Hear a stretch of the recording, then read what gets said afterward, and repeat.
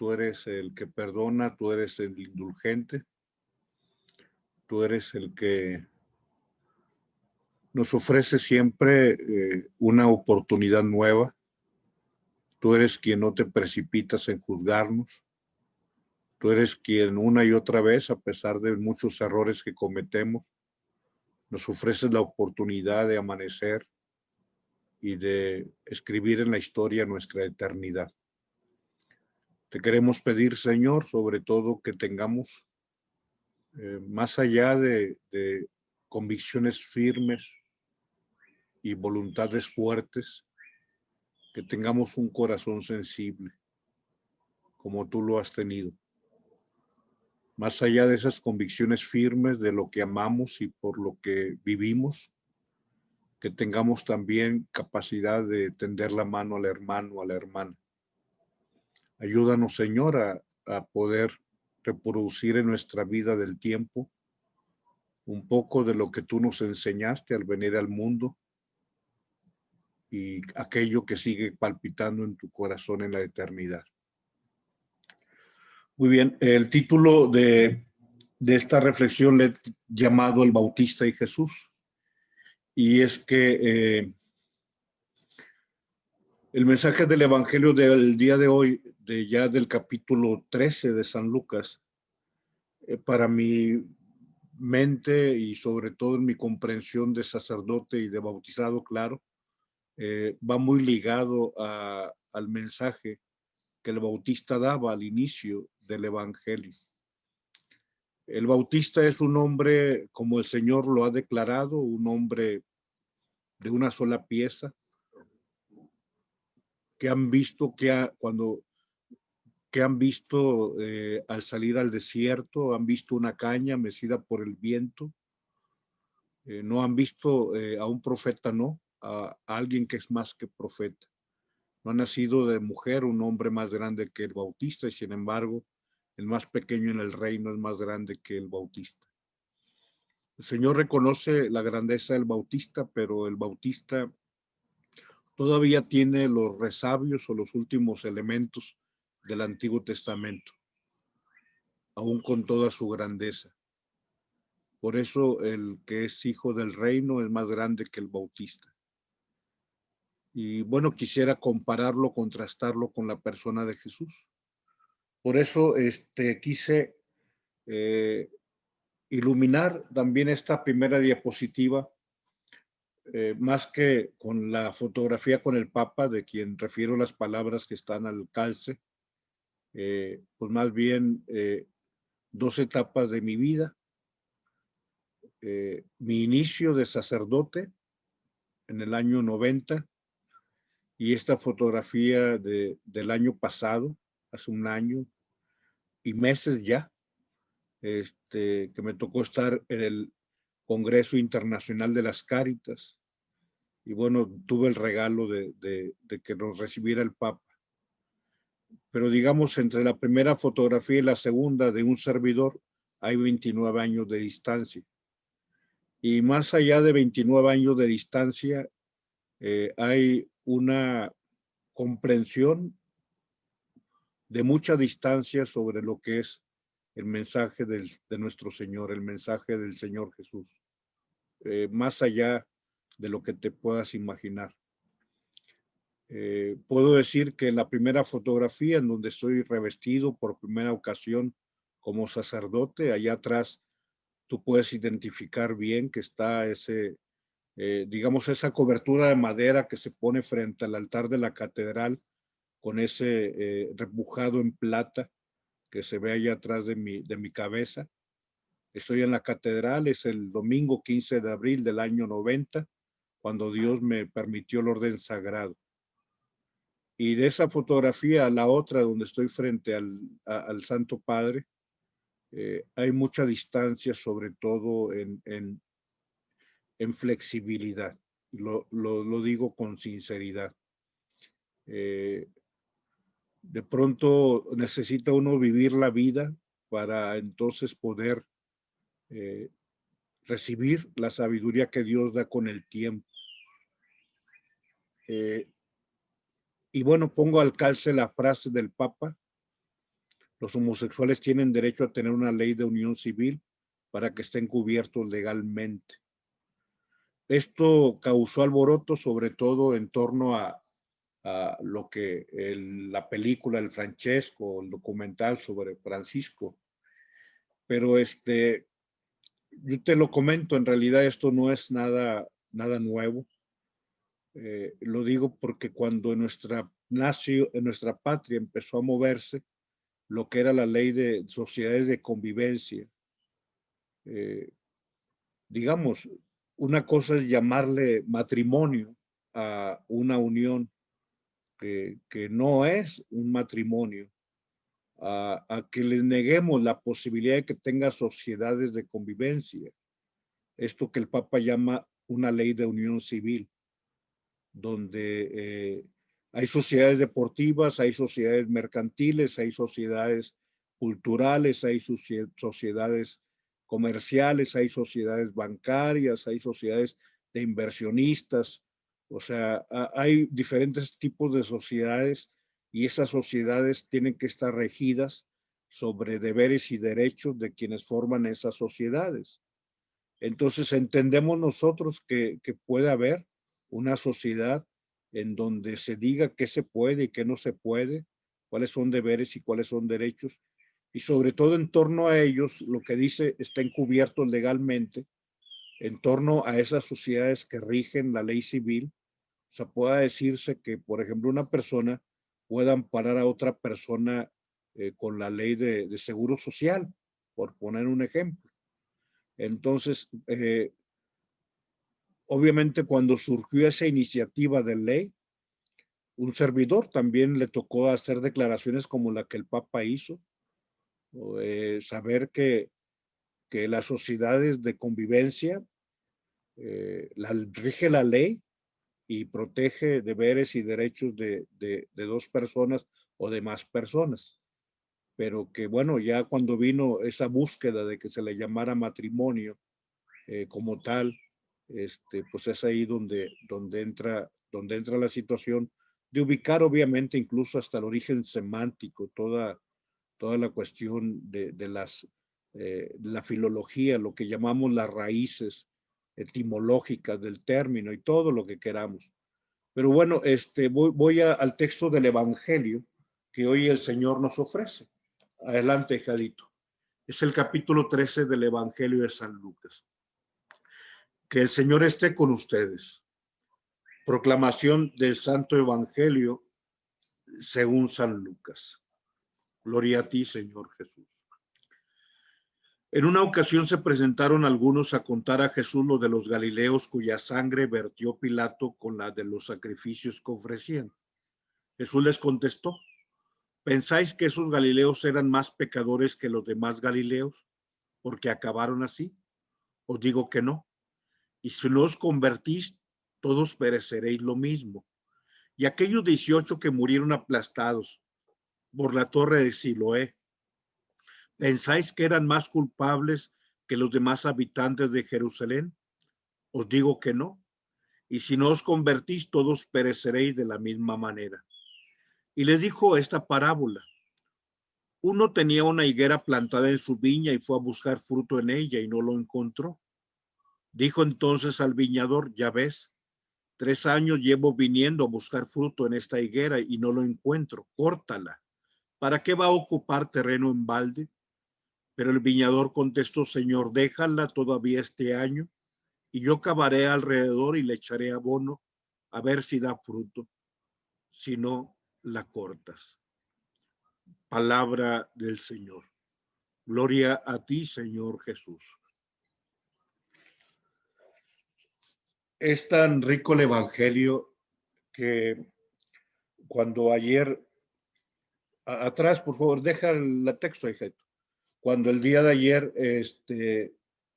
trataba de ubicar mi compartir con ustedes, mi orientación iba sobre todo a iluminar que debemos ver con ojos de fe lo que vivimos e ir más allá de fatalismos. El texto habla de 2 tragedias, una tragedia histórica de un Pilato un Pilato sádico. Digamos, recuerda, yo sé que el Evangelio eh, no es literatura, es la palabra del Señor, es la palabra que Dios ha dirigido a las personas, es palabra viva, o sea, yo lo sé, pero al mismo tiempo, como alguien que me tocó profundizar en las humanidades, ubico bien que la literatura en general es uno de los mejores libros de historia que existe, porque generalmente en la literatura se van describiendo elementos históricos, elementos sociales, elementos culturales, elementos en torno a la grandeza o el decaimiento de los grandes imperios, reinos, naciones, etcétera. Entonces, eh, el texto del Evangelio que nos narra la palabra que Cristo nos dirige, en sus labios el Señor hace una referencia a un acontecimiento que la historia no puede negar. Pilato, le vienen a contar a Jesús que Pilato era sádico. Eh, Mató a un grupo de galileos y la mezcló con la sangre de los sacrificios que ellos estaban ofreciendo. Y bueno, también el Señor refiere otro hecho histórico, aquellos 18 personas que murieron en una torre que se cayó, la torre de Siloé. Pero el Señor, bueno, te digo, anoche pensaba sobre este tema y pensar lo que el Señor cuestiona. Tú piensas que ellos eran malos y tú, porque no te pasa esto, tú eres bueno. O sea, digamos esto traduciéndolo al escenario que vivimos, pensar en aquellas personas que ahorita están eh, sufriendo por la enfermedad y los que gracias a Dios nos hemos sobrepuesto. Hay historia de personas que han salido adelante y bendito sea Dios, pero si yo salí adelante y el otro no salió, es porque uno oró más y otro no oró, o sea, ¿cuál crees que sea la clave de interpretación de por qué unos de pronto ya no están entre nosotros y otros sí seguimos aquí? Tú piensas que aquellos eran malos, que nosotros somos buenos. Entonces, digamos, ir más allá de cualquier fatalismo. El texto, te fijas cómo nos daba la pauta para poder reflexionar y leer con ojos de fe y sobre todo agradecer y sobre todo no ser injustos, pero también tener capacidad de ser personas que nos conmovemos ante aquellos que padecen cosas que no, pues que no han podido superar. Pero bueno, dejo ese tema porque quiero ir a la parte que he subrayado. Eh, el Señor refiere que un hombre tenía una higuera plantada en la viña y fue a buscar fruto en ella y no lo encontró. Quisiera referir que esta es una clarísima alusión a la iglesia.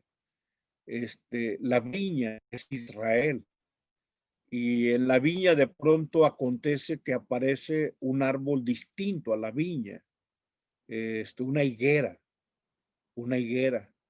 Entonces, la viña es Israel, mientras que la higuera es el pequeño grupo de cristianos que está apareciendo dentro del pueblo de Israel. O sea, es una forma hermosísima que el labio de nuestro Señor refiere también el acontecimiento histórico. O sea, dentro de la viña, dentro de ese viñedo, apareció una higuera. O sea, aparece un grupo distinto, un árbol distinto. El problema es que la viña no le dio uvas al viñador y ahora viene a la higuera y la higuera tampoco le está dando frutos. O sea, una referencia de que también la iglesia o el grupo de judíos convertidos al cristianismo, si la viña no le daba uvas, pues resulta que esta planta nueva en el plantío tampoco le estamos dando frutos. Entonces dijo entonces al viñador, ya ves, 3 años llevo viniendo a buscar fruto en esta higuera. Acuérdate los 3 años de la vida pública de nuestro Señor. 3 años llevo viniendo a buscar fruto en esta higuera y no lo encuentro. Córtala. ¿Para qué va a ocupar terreno en balde? Pero el viñador contestó al propietario. Jesús dice, Señor, déjala todavía este año. Y yo voy a cavar alrededor, voy a hacerle un redondel y para que haya agüita suficiente y le voy a echar abono, a ver si da fruto. Dale otra oportunidad, Señor. Déjala otro año. 3 años no ha reaccionado, pero déjala otro año. Yo voy a encargarme de mover el redondel con el asadón y ponerle abono en el redondel. Bien, vamos adelante ahora sí, hijadito, a por qué hablamos de la diferencia entre el Bautista y nuestro Señor Jesucristo. Este es el mismo Evangelio de San Lucas y es el capítulo 3 de San Lucas. Ahí ya le puse el versículo 7, el versículo 8, 9, pero no le puse el capítulo 3. Pónganle capítulo 3 de San Lucas. Dice que muchos acudían a Juan para que los bautizara. Y les dice, raza de víboras, les advirtió. ¿Quién les dijo que podrán escapar del castigo que se acerca? Produzcan frutos que demuestren arrepentimiento y no se pongan a pensar, tenemos a Abraham por padre. Porque les digo que aún de estas piedras Dios es capaz de darles hijos a Abraham. Es más, y aquí viene la frase fuerte, el hacha ya está puesta a la raíz de los árboles y todo árbol que no produzca buen fruto será cortado y arrojado al fuego. Pongo en contraste esto que dice el capítulo 3 de San Lucas y lo que dice el capítulo 13, sobre todo para poder nosotros ubicar la diferencia entre un bautista, que reitero, el bautista es una persona sumamente congruente, el bautista es una persona de una sola pieza, el bautista es un hombre con una autoridad moral que el mismo Herodes le admiraba, aun cuando le criticaba que se hubiera casado con la esposa de su hermano, con Herodías, la esposa de Filipo. Entonces, el bautista es una persona, digamos, de esas personas honestas, o sea, sumamente íntegro, de esas personas que son perfeccionistas, que son personas que buscan no ofender a Dios ni en lo mínimo. El problema, y aquí es donde voy a buscar la variante, de quienes a veces algún día aspiramos a este tipo de perfil, que también lo debemos aspirar, pero cuando de pronto le damos más importancia a la regla, a la ley, que al destinatario, al sábado, que aquel para quien se hizo el sábado, es que de pronto esa autoexigencia que tenemos hacia nuestra persona, también con ese mismo parámetro regimos y juzgamos a los demás. O sea, queremos que los otros sean, y voy a decirlo, espero que no caiga yo en un lenguaje de hipocresía. O sea, queremos que los otros también sean impecables. O sea, si yo busco una vida impecable, o sea, busco que el otro sea impecable, aunque muchos o no pocos caemos en el fariseísmo. Pero aun cuando aquellos que somos fariseos podamos a veces ser incongruentes, sí existen en la iglesia y en el judaísmo personas como el Bautista, personas que sí son impecables. O sea, hay personas que sí tienen un alto nivel de santidad. Lo único es que a veces a este tipo de personas les falta ser más misericordiosos.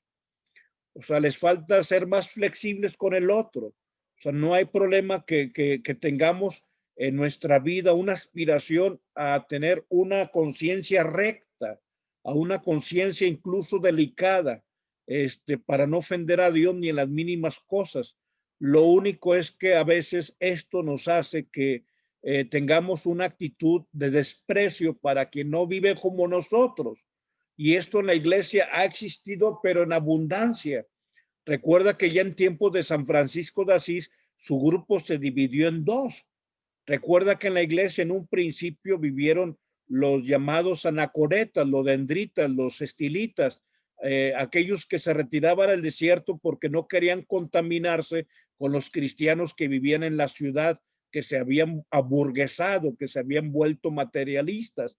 Recuerda que en la iglesia existieron movimientos como los llamados cátaros y grupos como los llamados albigenses, o sea, donde ellos buscaban vivir como si fueran espíritus encerrados en una cárcel, que es el cuerpo. Y bueno, qué bueno que haya personas sumamente virtuosas.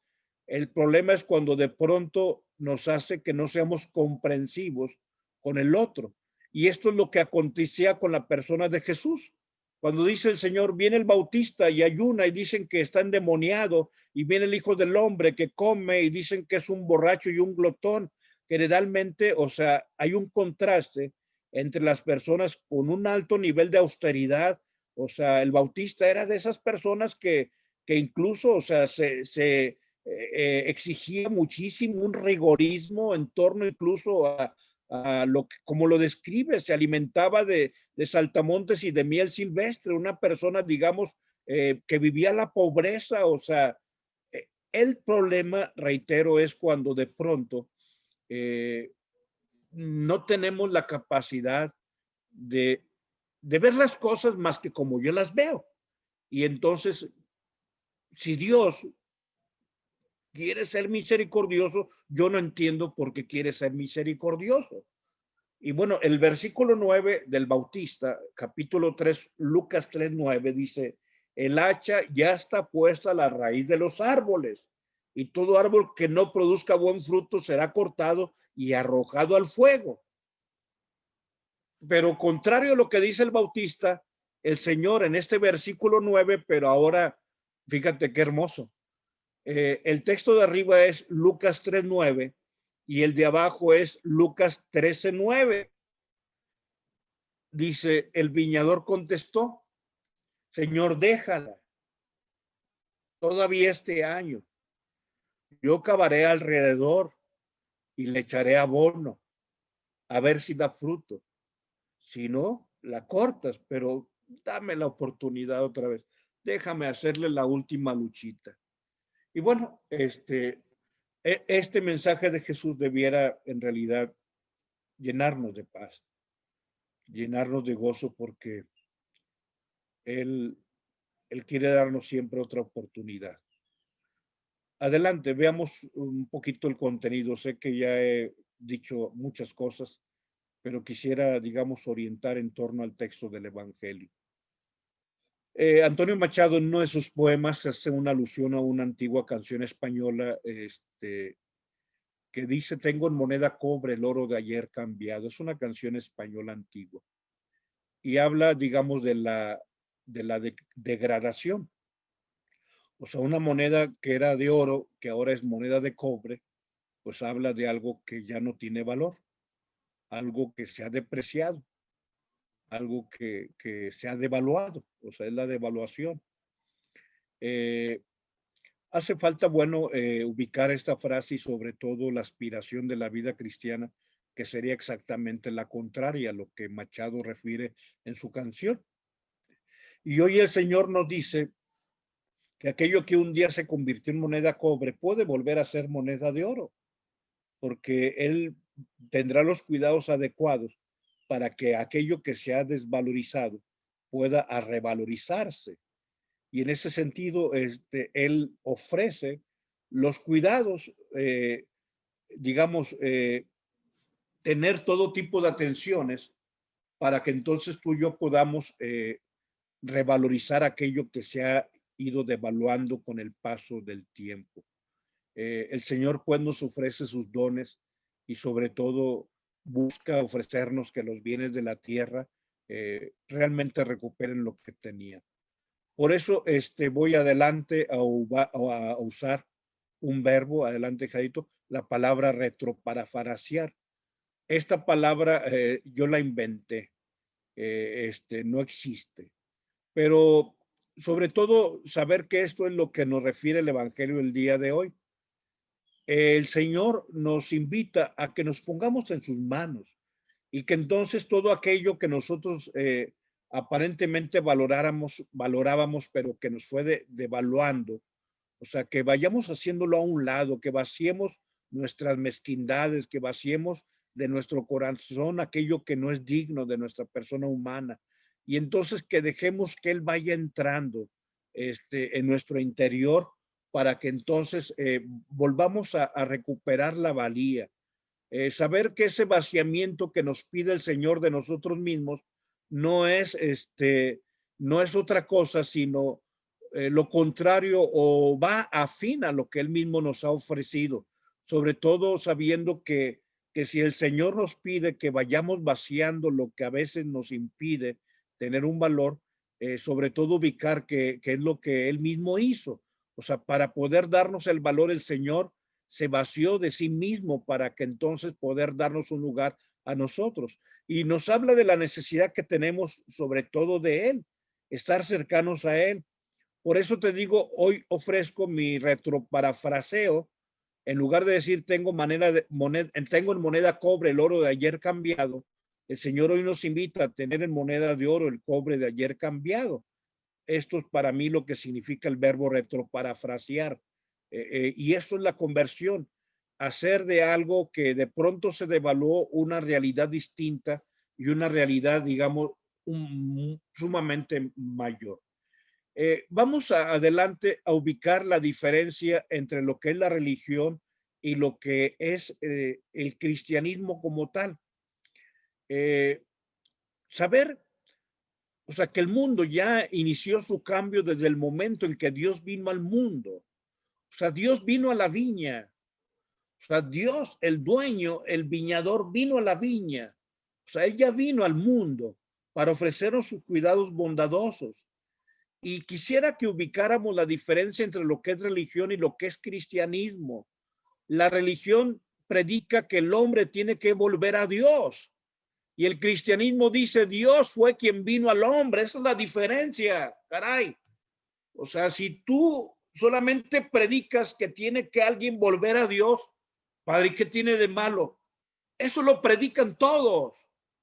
Pero nosotros predicamos que Dios vino a nosotros, que Dios vino a nuestro lado, que el viñador vino a la viña. Eso es el cristianismo y eso no existe en ningún lado. No porque nos sintamos mejores que nadie, no. Esto es la vida cristiana. Dios rasgó los cielos, el viñador vino al mundo, él vino y tuvo cuidados, él vino y le movió el redondel al mundo, él vino y puso abono en la tierra. Esa es la diferencia, por eso a veces nuestro mensaje no cuadra. Todo el mundo predicamos, conviértete a Dios. Tenemos que predicar, alégrate porque Dios vino a ti, porque Dios te ama. Es que te pido que ames a Dios. No, hermano, Dios te ama a ti y te ama con toda el alma, te ama con todo el corazón, te ama con todo su ser divino, te ama con toda su sangre preciosa. Eso es cristianismo, caray. Solamente esto existe en nosotros. Por eso a mí me agrada mucho cómo lo decía Santo Tomás de Aquino. Nuestra religión es la mejor de todas, pero nosotros somos los peores.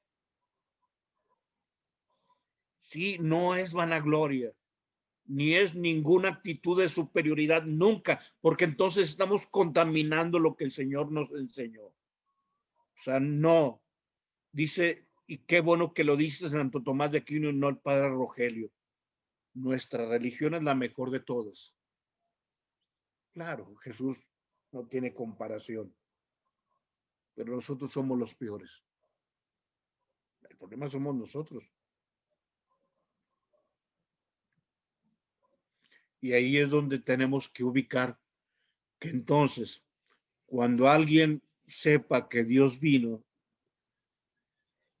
va a iniciar un cambio de vida. Va a iniciar una historia nueva. Pero a veces lo que dice el Evangelio, aun cuando es tan bondadosísimo, Lucas 13:9, Déjame remover el redondel, déjame mover la tierra. A veces esto nos provoca un cierto temor. No nos gusta que nos remuevan la tierrita. No nos gusta que empiecen a sacar hasta piedras y basura que hay en torno al redondel que se va a hacer en torno a la higuera. Porque siempre el arado violenta la tierra, el asadón violenta la tierra. Y a veces nosotros no queremos que nos muevan. Pero la pedagogía del Señor tiene estos dos componentes que dice el versículo 9 del capítulo 13. Déjame remover la tierra y déjame ponerle abono. Y vas a ver que removiendo la tierra y poniéndole abono va a dar fruto. Vas a ver. Adelante. ¿Qué es el asadón y qué es el abono? Te digo, nos causa pánico y angustia el uso del asadón. Pero no hay que olvidar que el arado y que el asadón es el madero de la cruz. El asadón ya removió la tierra.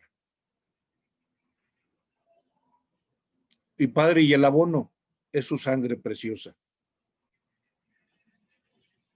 Sé que 3 años no han dado fruto.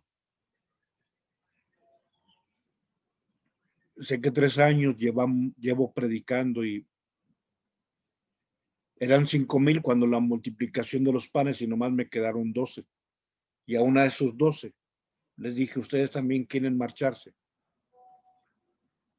Sé que llevamos ya 3 años. Y esta higuera plantada en la viña parece que no da. ¿La corto? No, déjala. Voy a remover la tierra y voy a ponerle abono.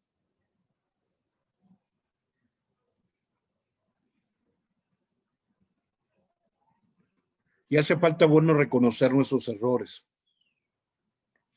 mirar hacia nuestro interior, porque ahí donde está aquello que yo valoro mucho y que no sea Dios, ahí están nuestros ídolos, sobre todo cuando esos valores se vuelven absolutos y desplazan a Dios a un lado. Por eso, junto con esta palabrita de parafrasearnos, que no existe, yo te invito a la siguiente diapositiva. Si retroparafrasearnos no existe, sí existe la palabra retrotraigámonos para ver dónde están nuestras fallas. Y entonces, una vez que vemos nuestras fallas y sabiendo que Dios más que pedirme que lo ame, acuérdate la diferencia entre los 10 mandamientos que se sintetizan en amarás a Dios y amarás al prójimo. Y el mandamiento nuevo de Jesucristo, un mandamiento nuevo les doy, que se amen los unos a los otros como yo los he amado. ¿Te fijas la diferencia entre el bautista? Amarás a Dios y amarás al prójimo como a ti mismo. Eso es el Antiguo Testamento. Esa es la ley de Moisés. Y el Señor Jesús, un mandamiento nuevo les doy, que se amen los unos a los otros como yo los he amado. Solamente después de que comprendamos esto, vendrá la mejor conversión. No del que deja de hacer cosas, sino de quien cambia su corazón. Y cuando cambia el corazón, todo cambia. Sucede que esa imagen de Dios que se nos dio desde el momento en que fuimos creados, de pronto existe una imagen saboteada, corrompida, que ha sido dañada. y retrotraernos o retrotraigámonos significa conversión. Pero sabiendo que Él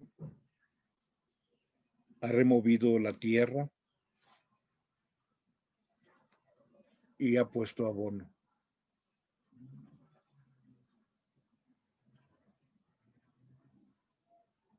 Y por eso podemos cambiar en moneda de oro el cobre de ayer cambiado. Tengo en moneda de oro el cobre de ayer cambiado. Que el Señor pues nos conceda su gracia en nombre del Padre, el Hijo, el Espíritu Santo. Amén. Muchas gracias. Ahorita les comparto las diapositivas. Gracias por estar. El Señor nos enseña. Gracias, Coquito. Muchas gracias.